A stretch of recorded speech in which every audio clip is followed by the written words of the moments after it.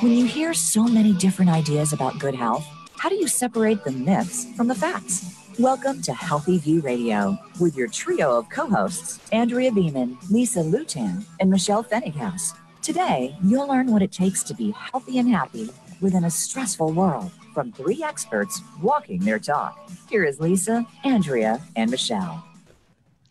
Hello, you lovely listeners, and welcome to another episode of hopefully your favorite radio show and podcast, Healthy View Radio. I'm Lisa Lutan. I'm joining you today from Berlin, Germany, along with my co-hosts who are fabulous and fun, Michelle Fennighaus in New York and Andrea Beeman in Louisville, Kentucky. How y'all doing? Yes, we do get around. Our show today is sponsored by Squatty Potty. And I have to tell you, I had a little reminder the other day when I was flying to Europe. And for any of you who travel, you know where I'm going with this. There is nothing like an overnight flight to mess up your bowel habits, right? And there is nothing like a little constipation to put you in a really, really bad mood. You know that feeling when you're walking around like a pile of bricks in your belly? Well, that is why we here at Healthy View Radio are big fans of the Squatty Potty. And if you haven't heard of it, the Squatty Potty is a little stool that you put your feet up on when you're pooping, and it puts your body in the natural position it's supposed to be in. So it makes everything move a little bit more smoothly, and it gets rid of that brick in your belly feeling. Woo! I have been missing my Squatty Potty big time while traveling, but I just found out they have a travel version, which I'm going to check out, and you should too. In fact, if you go to squattypotty.com/HVR, like Healthy View Radio, you can save 10% on any of their products, and their products are amazing. So after the show, go check them out. Our topic today is foods that heal. And truth be told, I'm so excited to learn more about this topic myself. I'm also really super excited for our guest who's going to be joining us in a little bit later in the show, functional nutritionist and superstar, Andrea Nakayama. Woo-hoo! Yeah. So I often think about the quote by Hippocrates, let food be thy medicine and medicine be thy food, which proves to me that even way back when, they knew that food could truly hurt our bodies, but also could really cure it. So why is this concept so far into so many today? Basic crappy food makes you feel like crap, people, right? That's correct. Correct. Personally, I realized that with my clients, I tended to focus on removing bad things like inflammatory foods like gluten and sugar and dairy. But what about adding in those foods? We're going to really be exploring that today. Like we often hear, well, ginger is good when you're nauseous, all those types of things. And I know that Andrea and Michelle, that you guys have so much to say on this topic. So let's just dive right in on it. And what are your favorite foods that heal? Who wants to go? You want to go? You going? I'll go. Well, I'm going to go for the low-hanging fruit, as it were, the low-hanging leafy things, as it were. The first add-in for everybody is the dark leafy greens, right? This is the stuff nobody's eating. You go to the store and there's that whole wall of greens, and hopefully they have a whole wall of greens. And like every time I go to the grocery store, there's somebody standing there with a look on their face like, and I'll just go, what are you looking for? You know, and they got a list, you know, that they pulled out of like Cooking Light magazine or something. And they'll say, Swiss chard. Right there. You want red, you want rainbow, you want green. They're like, oh, thank you so much. Because I think most of us, we didn't grow up eating these things. And so that's top of my list of the dark leafy greens. What about you? Oh, it's funny. The leafy greens, you know, they have a bitter flavor, and bitter we need to stimulate the production of our enzymes as well as to clear heat, right? Clear heat from the body. So most people are getting their bitter, not in their greens, not from Swiss chard, but they're getting it where? Coffee. Coffee, that's right. So according to ancient healers and ancient traditions, right, there was no separation between your food and your medicine. Your food was your medicine. So today we're bringing back the concept that food concept. Did you just cut out for a second? I didn't hear you there. Say that again. Yeah, say that again. We lost you for a sec. Oh boy, Andrea's all Oh, okay. All right. Well, she was saying something really brilliant about greens, Oh my and God, I was loving it. Even more brilliant. Oh, well. Well, anyway, Andrea was talking about the benefits of eating those dark leafy greens and that bitter flavor, which is, I think it's a flavor that we're most opposed to. People go, oh no, I don't like kale, or I don't like broccoli rabe is a really bitter green.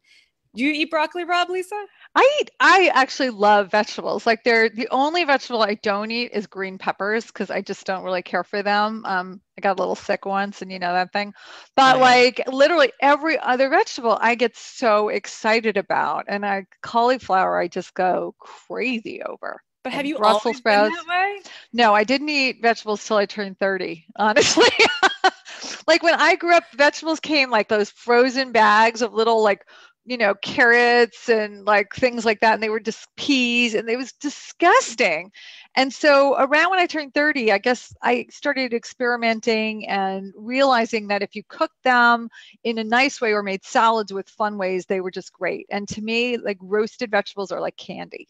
Oh, they can be so good, but this is the stuff that is really missing. So in terms of adding in, we're talking about adding in those leafy greens. And another category of food that comes to mind that we generally don't eat enough of, or, you know, we get so much benefit, so much healing power comes through, are berries. You know, anything with like the dark reds, the dark blues. And like right now, they're coming back into season, which I'm thrilled about. But, you know, even through the winter, you can have them frozen. So, or pomegranate seeds are another example of that. These things are packed with those phytonutrients, protect your body, and are so important in healing. Yeah, and it's so true. And I think when I was first thinking about this topic, I wasn't thinking about the obvious ones for me, the fruits and the vegetables, which have just really become like the way I eat, you know, for most part, except when I'm here in Berlin.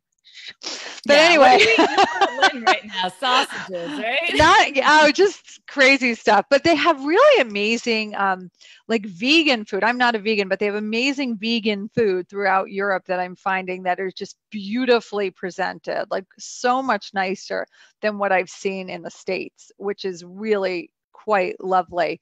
But, you know, when I was thinking about superfoods, I was thinking about the things like goji berries and hemp seeds and cacao nibs and all those foods that weren't in our lunch boxes for sure. You know, they're relatively new foods on the scene. And I thought we could talk about those for a little bit because everybody's rushing out to buy these superfoods, you know, to enhance their diets. And it's really confusing. So what do you think? Should we be running out to enhance our diets with the cacao nibs?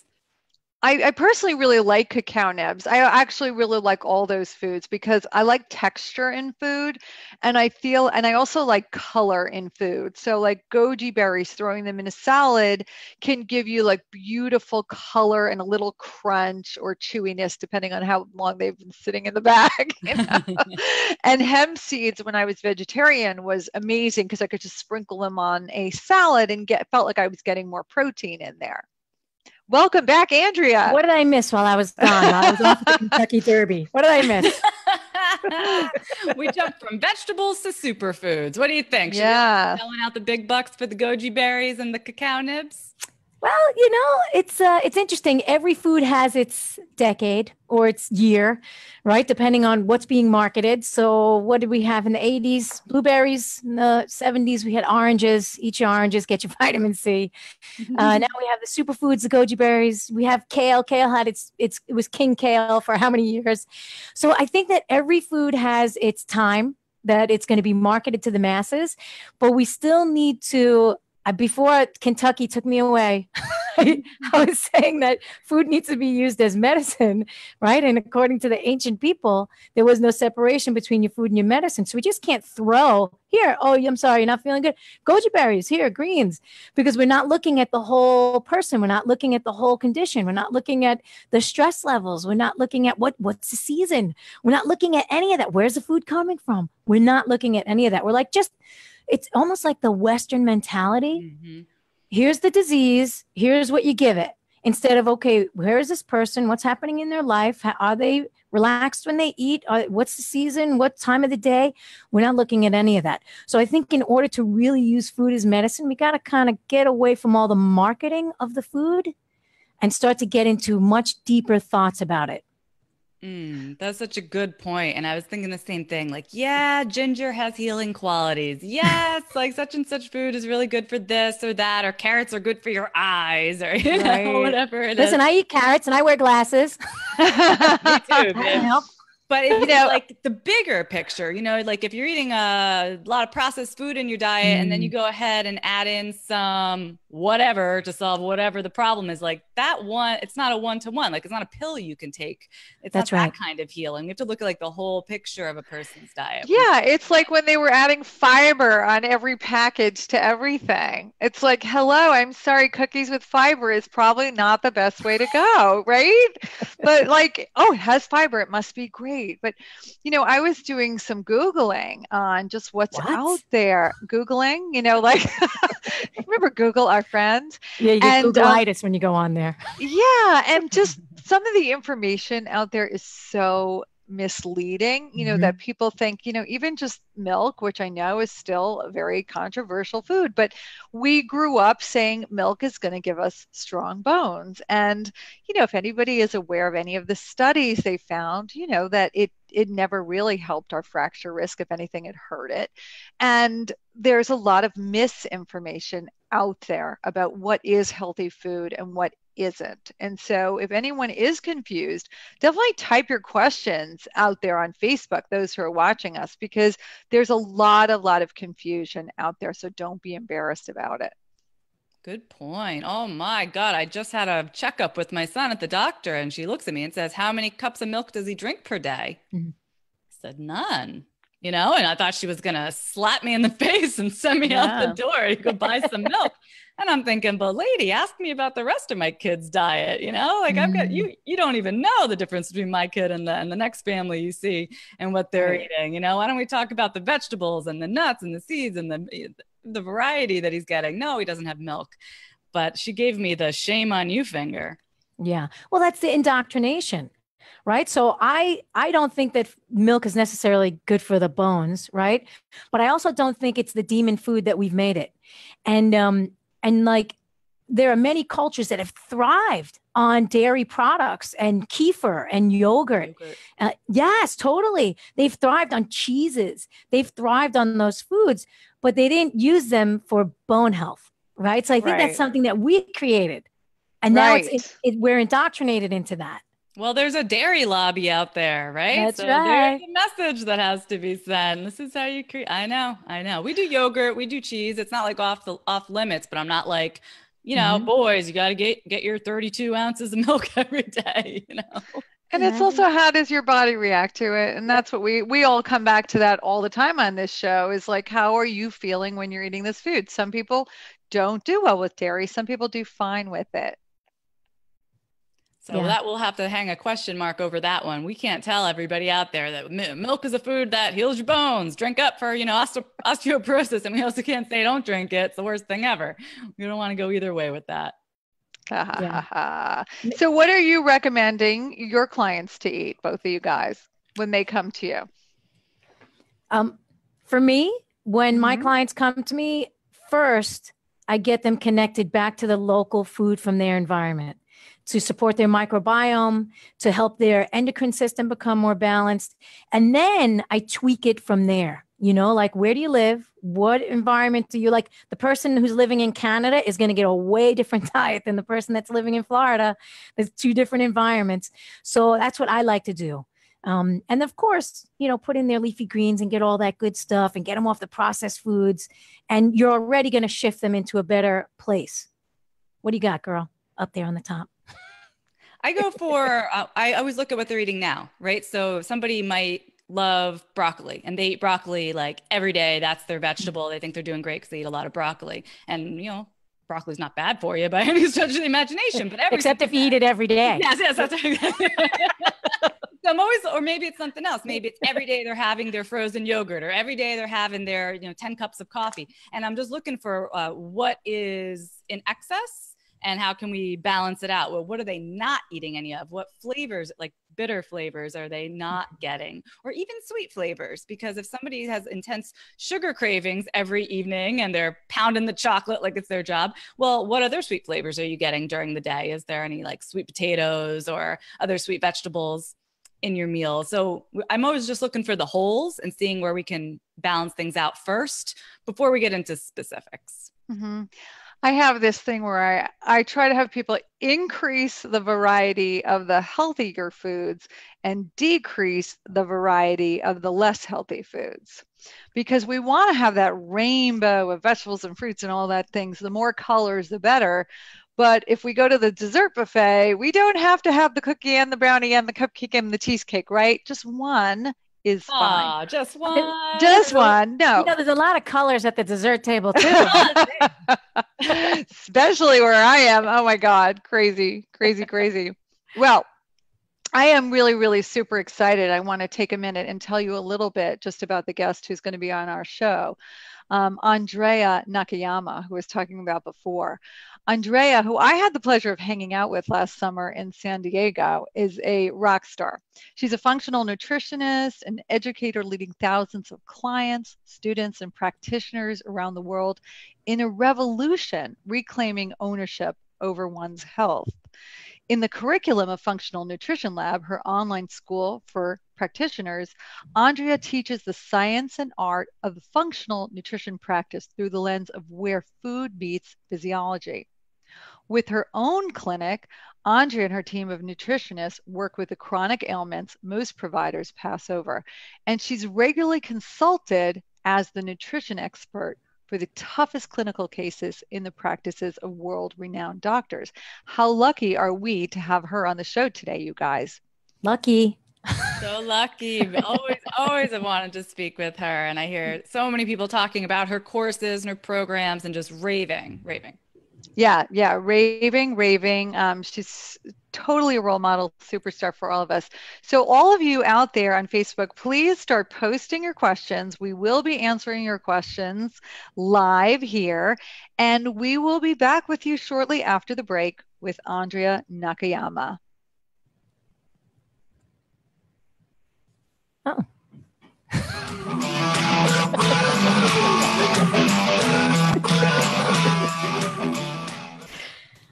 All right, bringing her on now. Hey. Hello. Can you hear me okay? Yeah. Oh, we didn't wait for the all clear. Oops. Hey, Andrea, it's so nice to meet you. You too. Thanks for having me. We're thrilled. You can hear me okay? Yeah. You look okay. a little cloudy to me. Oh, really? Yeah. Cloudy. Just like diffuse lighting. Diffuse. It's like an Instagram filter. Yeah. I'm not sure. It might be. I'm in my office and I have my light on, but I don't think I have time to move. You're great. Don't worry about it. It'll be a little fuzzy. Isn't that what Barbara Streisand did on Prince of Tides to make her look younger? Didn't they put Vaseline on the video so it made her soften her out? Wow, the original filters. Vaseline. Vaseline on a little camera thing. You're a little fuzzy too, Lisa. I'm in Berlin. So I have a good internet there. That is a good excuse. It's a better excuse than I don't know what's happening with my light today. It's evening here. That's why the sun is coming down before my eyes. Before you go partying all night long, I know what you're doing in Berlin. All right, ladies, here we go. Okay. Sorry. You're listening to Andrea Beeman, Lisa Lutan, and Michelle Fennighaus with Healthy View Radio. Do you have a question or comment for the show? Please call us right now at 1-866-472-5792. That's 1-866-472-5792. Or send us an email from our Voice America radio page. You'll find connections to reach any of the hosts there. Now, back to Healthy View Radio. Welcome back to Healthy View Radio. My name is Michelle Fennickhouse, and I'm here with my co-hosts, Andrea Beeman and Lisa Lutan. And today we've been talking about the healing power of food. To further explore this topic, I would love to introduce you to our special guest, Andrea Nakayama. Andrea has become a big deal in the world of functional medicine as a nutritionist who can help chronically ill people get better when no one else can. Her clinical skills have won her the attention of many world-renowned doctors who consult with her on their difficult cases. More than that, she trains 1,000 practitioners every year in how to have the clinical success that she's had. CEO and founder of the Functional Nutrition Alliance and Functional Nutrition Lab, she's training an army of change makers in the field of healthcare. And we do need an army. So we're so glad that you could join us today, Andrea. Welcome. Thank you so much. I'm so excited to be here with you all. Oh, we're glad you had the time between all the different things that you're doing. I want to talk about all of it. Dive in. Yeah, well, before we get into the professional stuff, we like to ask a few personal questions just to get to know you. And I think we'd all love to know the answer to this. What'd you have for breakfast today? I knew you were going to ask me that. I did it. I love that. I made a cashew milk with some collagen protein powder in it. And then I had a grainless granola that I had made. So nuts and seeds and coconut and some cacao, like you were all talking about, and some raspberries. And I poured my milk on top. Yum. Beautiful. Yeah. All right. So we have a great breakfast. I know you had that breakfast because you know I was going to ask you about it. Otherwise, it's like the McDonald's sandwich. Right? Totally McDonald's sandwich. That's kind of my usual breakfast. Yeah. I have some usuals that I do. Such a great value. Yeah. Okay. Yeah. So aside from great breakfast, what is one thing that you do every day that has the greatest impact on your life? There's so many things these days. I have a lot of rituals and practices, some every day, some not every day. But every day in the morning, I do light a candle and set an intention for myself, do a really short meditation so that I can come into the day with some intention. Like you said, there's a lot going on in my day. I'm touching a lot of people's lives. I'm a single mom. I'm managing a business and a team and clients and students, and having that quiet time for some intention really does set me up for a good day. Amazing. We love to hear that. We all need a way to set ourselves up for busy days. Yeah, absolutely. And then, at the end of the week, when you're done, we want to know, what's your biggest guilty pleasure? Oh, man. My guilty pleasures probably aren't so guilty. I am a good girl. I'm trying to think, what are my guiltiest pleasures? I do like my cacao. I don't eat any refined sugar, but I do like to eat chocolate. So I do eat some, I'm trying to think, guilty. Girlfriend, we got to get you doing some bad stuff. Well, I do. Yeah. Well, she is a cacao whore.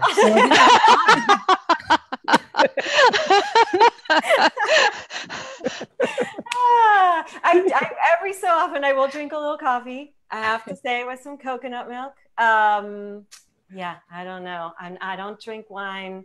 I do like to play. I do like to get out in nature. And I don't feel guilty about anything, which is a good thing. Why feel guilty? I can't think of a thing I feel guilty about. Just pleasure, no guilt. I'll take it. Exactly. That I'm going to put it in that context. I feel guilty drinking out of this plastic bottle. There you go. I've got my matcha in my handmade. No, I'm not going to take guilt. No guilt. Who needs guilt? No guilt, all pleasure. You heard it here first. All right. So I bet people are kind of wondering about the term functional nutrition, and your name and functional nutrition go hand in hand. So would you mind telling our listeners what that term means and how functional nutrition is different than seeing the dietitian or the RD, at the hospital? Yeah, absolutely. So I think a lot of people these days, or an increasing number of people, are familiar with the term functional medicine. And when we think of functional medicine, there are three primary principles that we want to think into. We want to think about a partnership. So the patient and the practitioner have a therapeutic partnership. And to me, that means that the patient is coming up to the task, that there's real engagement from both parties, that we're looking for the roots. We're always asking why. So in conjunction with what you were talking about earlier, we're not just looking at food as medicine on its own. We're looking at what I call symbiosis. Where does the food meet the physiology? How does this food work for this individual? So we're thinking about root cause. What's going on in there? Why is it happening?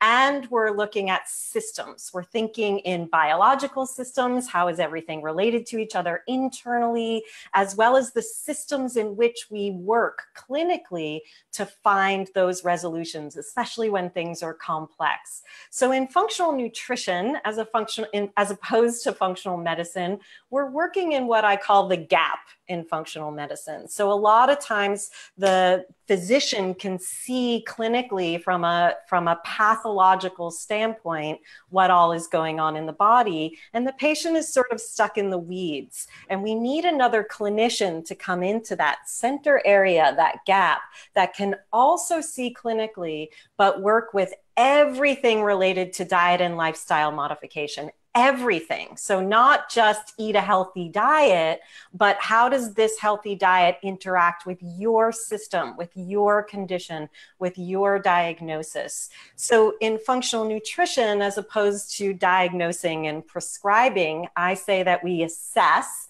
and we understand the tools of assessment. And those are tools that I've created. We recommend and we track. And so we're looking at everything in relation to what happens when we make dietary and lifestyle modification to actually correct the deeper pathological issue. So I call that the art of the practice: assess, recommend, and track. And it's key to our journey to health. Beautifully put. Thank you so much for that. Yeah. I think many have had, different experiences seeing various nutrition professionals. I've had people come to me and say, "Oh, thank God you're not an RD because such and such happened when I, everyone has their different take on it." So it's great to hear what you mean by functional nutrition. Now, I noticed on your website, I was checking you out a little more in depth, and I noticed that we had something kind of funny in common, which is that we both initially got our degrees in art, which you would think is nothing to do with nutrition there. So how did you transition?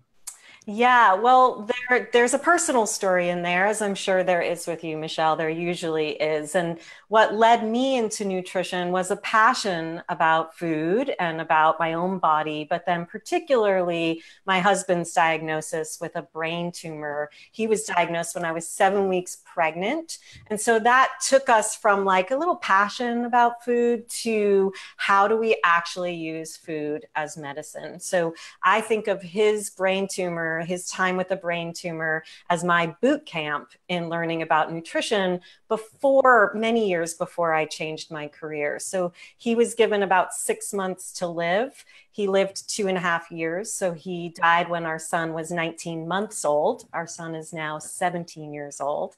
So that really started a different journey for me. And the benefit, and perhaps with you too, Michelle, is that as somebody who is trained as an artist, I not only can create the systems that people can use that make sense visually and structurally and systematically, but I have a different way of seeing into a case. I tend to see very three-dimensionally, and that's what I teach other clinicians to do, and that's what the clinicians in my own clinic do. So we're seeing functionally. We're seeing through the whole lens as opposed to just linearly or pathologically. So it was a long journey, definitely with a personal component in there, as I think is true for every single one of us that is in the health and healing profession. Absolutely. Thank you for sharing that with us. Wow. Okay. So now when you're working with clients or when your team is working with clients, you said something about a partnership where your clients are really coming to the table as an equal. And I imagine that means that it's a totally different relationship, right? It's not a doctor who's writing a prescription that says, here, go see a nutritionist, blah, have them tell you what to eat. This is someone who's showing up and says, I'm ready to take part in my own healing. So what types of health conditions and concerns do most people come to you with?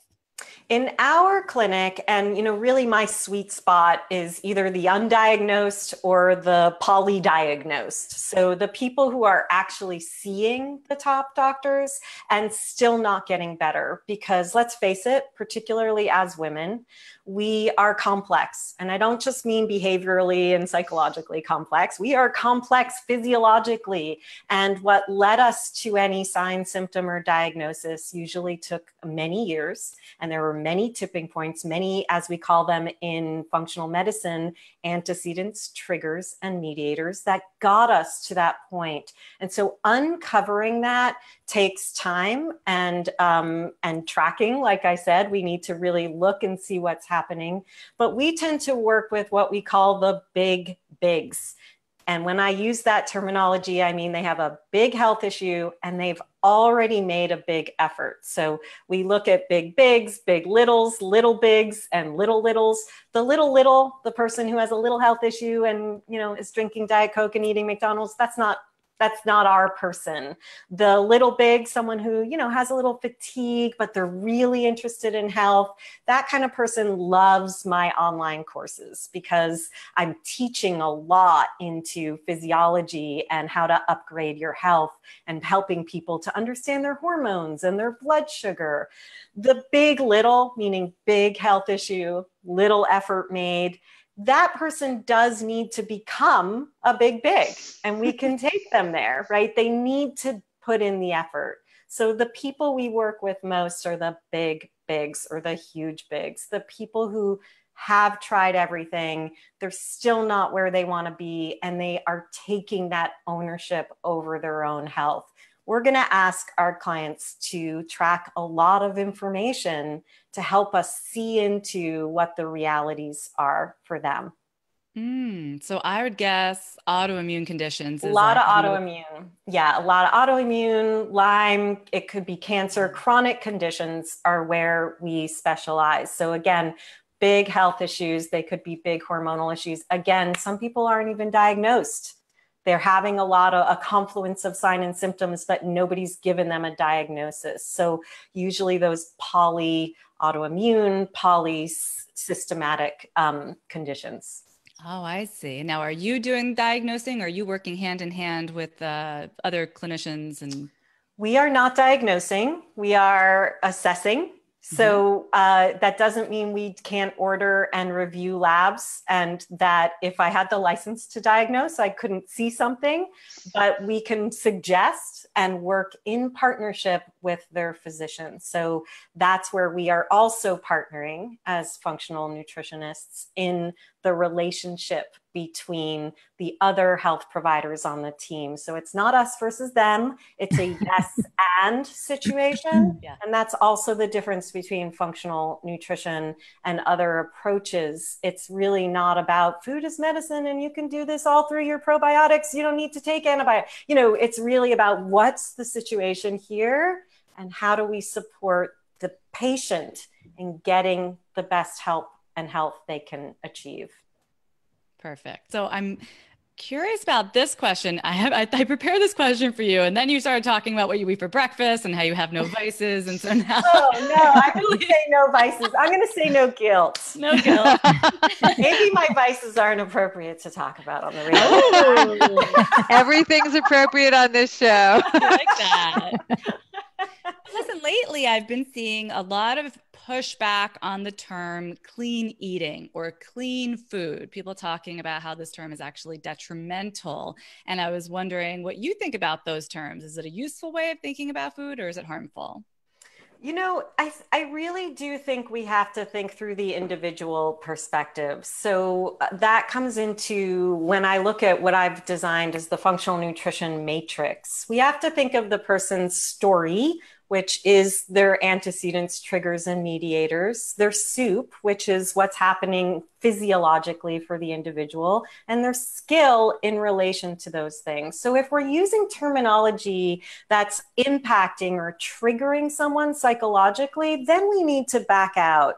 But for me, instead of using the term clean eating, I like the term that I've designed in my 3 tiers to nutrition or epigenetic mastery, which are the non-negotiables. What are the non-negotiables for that individual? And the non-negotiables are the things that you were all talking about earlier. How do we have diversity in our diet? As much diversity as that person's body allows. Not everybody's body allows for them to eat broccoli or onions or ginger or garlic. We have to think about diversity related to the individual.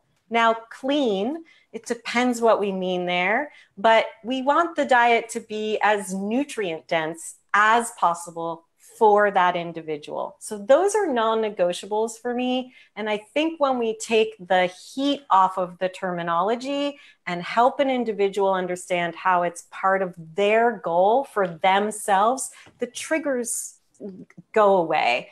But I think it gets, for me, I have to say, Michelle, I don't pay attention so much to the noise in Google or all of that. I'm really looking at an individual, what's happening in there, and how do we get to their needs. One of the things I termed in a presentation I gave to other online personalities in the health space was what I called the epigenetics of the online telesummit. And this is the problem. This is the problem I feel happens when we're all on summits and being interviewed and we give our recommendations for supplements or conditions and people run off and do those things. And that is as bad as Google or these terminologies and how they're triggering people.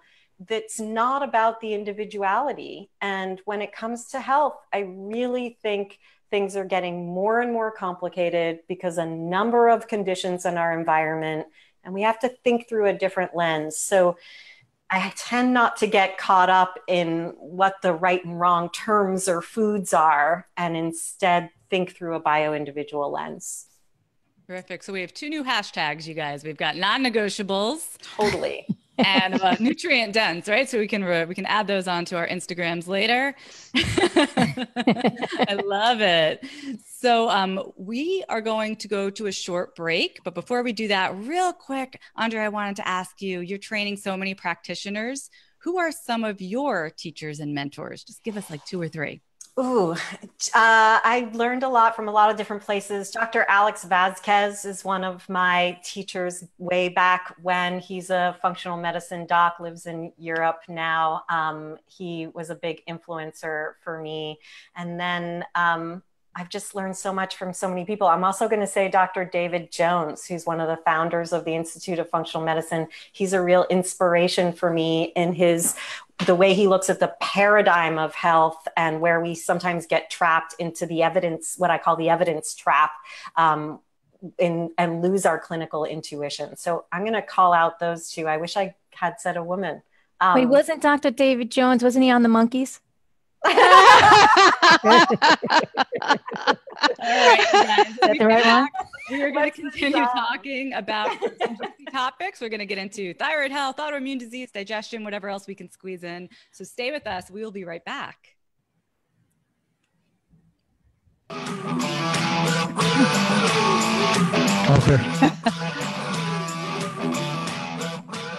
Okay, so Andrea. It's Andrea.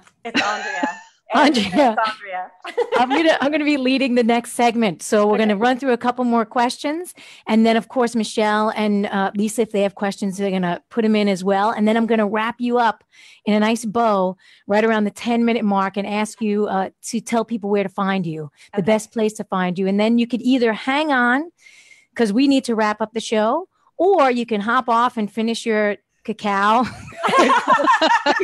Some cacao. Caught me off guard there with the vices. I'm like, you're thinking about that one all night. Hey, do you guys want to do the questions that we have over here on Facebook now, or you want to do it during your segment, Andrea? What do you got? Let's see. Mark saying, what are your thoughts on eating properly to avoid inflammation, specifically arthritis? Oh, well, actually, I'm going to ask her about autoimmune conditions. So arthritis is, there's two types. Yeah. So I'm 30 going to ask, seconds. so I'm going to ask you about autoimmune stuff, and then we'll cover that one. All right. We also have what's the best protein powder? I know you mentioned collagen, so maybe we can hit that.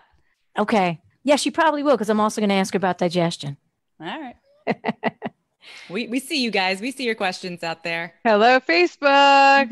Facebookers and YouTubers. Don't leave out the YouTubers. Hello, although they're not live. YouTubers. What we got? 5 seconds.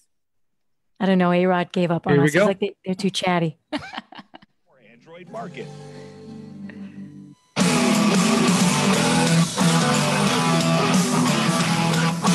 You're listening to Andrea Beeman, Lisa Lutan, and Michelle Fennighaus with Healthy View Radio. Do you have a question or comment for the show? Please call us right now at 1-866-472-5792. That's 1-866-472-5792. Or send us an email from our Voice America radio page. You'll find connections to reach any of the hosts there. Now, back to Healthy View Radio. Welcome back to Healthy View Radio, your favorite place to chill out and learn some very cool stuff every Thursday afternoon. I'm Andrea Beeman here with my co-hosts Lisa Lutan and Michelle Fennighaus. And if you're just hopping on with us right now, we are chatting with Andrea Nakayama, the founder of the Functional Nutrition Alliance and Functional Nutrition Lab. And I read on your site or somewhere on a podcast somewhere, maybe I was listening, that you're a Hashimoto survivor. And I love talking about thyroid and especially autoimmune conditions. So can you share with our audience a little bit about your Hashimoto's journey and how you're managing it? Yeah, and I know you're a thyroid expert too. We've got the Andrea thyroid thing going on. Yes, so as I mentioned, I lost my husband almost 16 years ago now, and that, of course, was a huge stressor for me. And pregnancy in itself can be a trigger for autoimmune conditions, particularly autoimmune thyroid conditions. I had just a little extra stress in the situation while I was pregnant, so it took me several years to figure out what was going on with me, but I finally uncovered what nobody else could uncover. And I have to say, nobody else could figure out that I had Hashimoto's or a thyroid condition because I didn't appear to have one. And part of that was because I ate really healthy. I took care of myself. So I wasn't having many of the symptoms, but something didn't feel right for me. And this is so true for so many women with autoimmune conditions, particularly with autoimmune thyroid conditions, that they're raising their hand saying something doesn't feel right and nobody's really paying attention, or the labs that are being drawn aren't appropriate and don't show us the true situation. So for me, it took some time to figure it out. It took my own research. This is all before I was in practice myself. And then I started to uncover what to do and how to go about that. And this is where I start to look at the three-legged stool of autoimmunity. There's a genetic predisposition. I also discovered that my mom had Hashimoto's and was able to help her manage her thyroid condition, which to that point hadn't been managed. There's gut dysbiosis, leaky gut hyperpermeability. So we need to look at what's happening in the digestive system. And there's usually some type of infection, microbial imbalance, or something going on at the immune level that is causing that confusion in the immune system. So that three-legged stool kind of needs to be dismantled as part of our non-negotiables in addressing autoimmunity. And I very systematically started to do that work for myself. Oh, it's great. Now you're teaching it to the whole people in the world. So that's great. Yep. So you say that autoimmune conditions, I mean, we know that autoimmune conditions are on the rise, but you say that autoimmune conditions aren't cured, but they are managed. Can you explain what you mean by that? Yeah, I know people don't like that word. I have to say, people want to talk about remission and cure, and it is very possible for us to dampen the response that our immune system has. The truth is we have different layers to our immune system. And one of those layers is our adaptive layer. It's the layer that we train, just like when you think about an immunization, you're getting a small dose of something so that your immune system has the memory to attack it again. So if we think about chickenpox, if you've had chickenpox or you have a chickenpox vaccination, your body's then trained to recognize chickenpox should you ever be exposed. Now, our immune system has been trained in its confusion to attack tissues in our own body. And in Hashimoto's, or in any autoimmune condition, but in Hashimoto's in particular, it's trained to attack the tissues in our thyroid. We can dampen that impulse of that attack by managing the immune system, managing the gut where a lot of immunity lies, and really making sure the factors aren't there that trigger that hypervigilance in the immune system. The immune system's confused. But I think of immunity, autoimmunity, like a pregnant belly. The first time it goes there, it takes a little bit to show. The second time, it shows really a lot more quickly. So the immune system has been trained. It's then our job to manage its hypervigilance and its attack on tissues that are our own. So for me, that's the management, and that's empowering instead of handing our power over to cure or some solution that I think we all want, but often doesn't exist. Yeah, I think stress will always bring all Huge. Autoimmune conditions up to the top. Absolutely. Bring them up to the surface. No matter how long they've been underneath, it'll come, boop, here you go. Exactly. Huge trigger, huge mediator. Those are the things that once we know them, we are able to manage them ourselves. So, when we joked earlier, how many vices, how many guilt, I don't need guilt in my life. Like no guilt, that's going to be a stressor. Vices, I'm choosing carefully. I think about it. The way I talk to patients is you have your path. You have the poison ivy, and you have what, because I live in Portland, I call the bike lane. You on the East Coast, you call the shoulder. We all need to find our path and know where we can drive in the bike lane or the shoulder on occasion, and know what is our poison ivy. And that is owning your own health. And for me, the risk reward of driving in the poison ivy is not worth it. So I know my bike lane and I know my path. And that's where I can be my most vibrant, productive, my best self, which is what my goal is in life. Be my best self.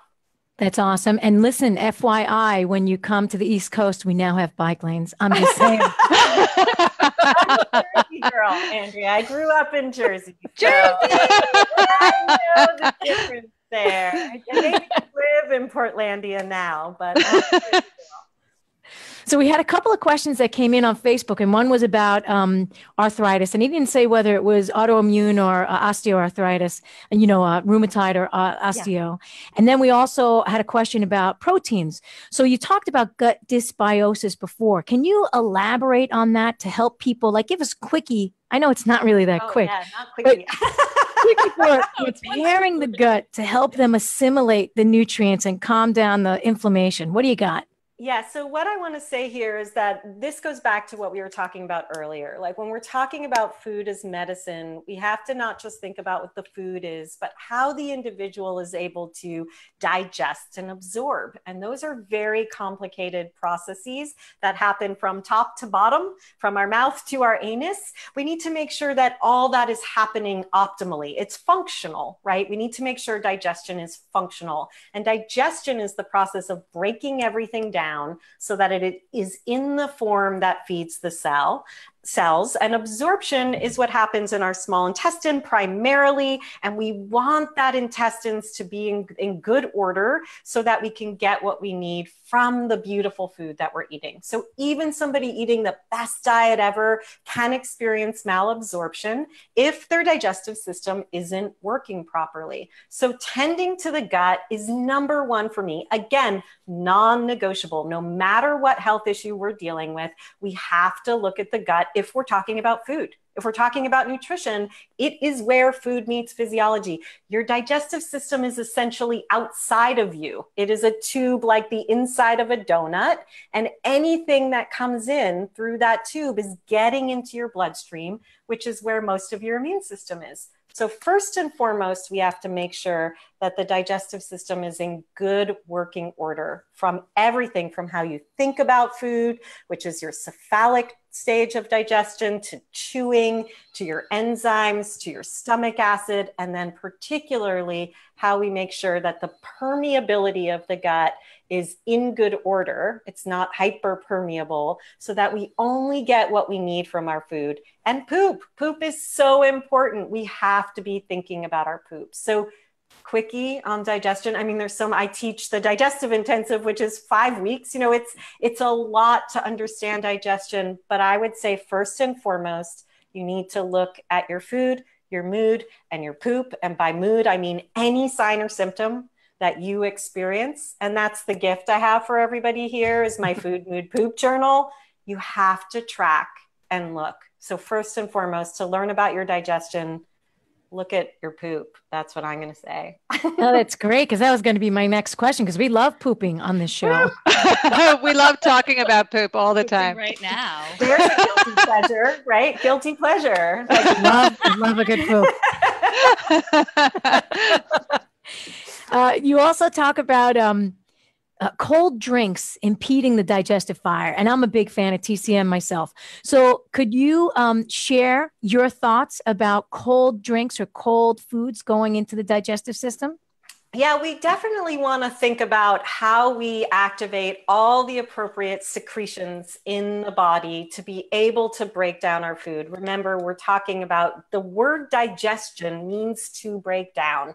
There's chemistry happening through the whole body. And so we don't want to impede that chemistry. We want to actually support that chemistry. So looking at TCM, looking at ancient Ayurvedic and Chinese principles, we can see that the room temperature drinks don't impede the secretions that we need to assist the breakdown of our food. And some of those foods are hard to break down. Proteins, which we need for repair, for our brain health, for so much of what we do biologically, they're hard to break down. And so we don't want to impede the production of our secretions. So I'm all for the warm, the hot, the room temperature. I know a lot of people like their cold drinks. That's because they're overheated. They're overheated and inflamed. That's why they want them. So we loved having you on today, and we want our viewers and our listeners to find out more about you on their own, do a little curiosity and searching, Googleitis, like we like to call it. So what's the best place that they could find you? So the website is fxnutrition.com, FX for functional. So fxnutrition.com, you can learn about our services for patients, for other practitioners, also how we partner with doctors. And I do have a gift, the Food, Mood, Poop Journal, so you can see what I mean by tracking. There's a lot of detail in there, and you can get that at fxnutrition.com/healthy view. Thank you. Thank you. Thank you so much for joining us today. Thanks, so Andrea. To spend time with you guys. Thank you for all you do, and so much fun.